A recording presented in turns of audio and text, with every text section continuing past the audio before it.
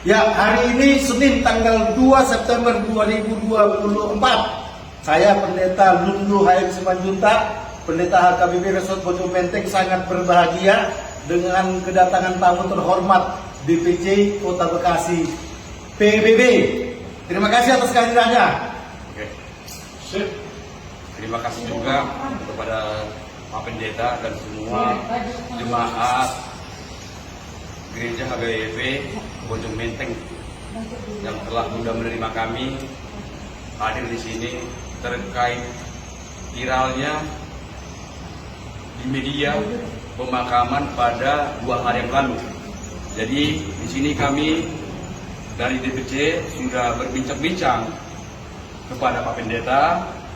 Jadi kesimpulan yang disampaikan Pak Pendeta dan semua dengan bukti-bukti yang disampaikan kepada kami itu adalah sudah salah satu peraturan di HKBP yang tidak boleh membawa benda. Jadi kami dari PBB yang melakukan Pendeta mengucapkan terima kasih yang sudah menerima kami di tempat. Salam komando. Iya sih. Iya. Cut, udah.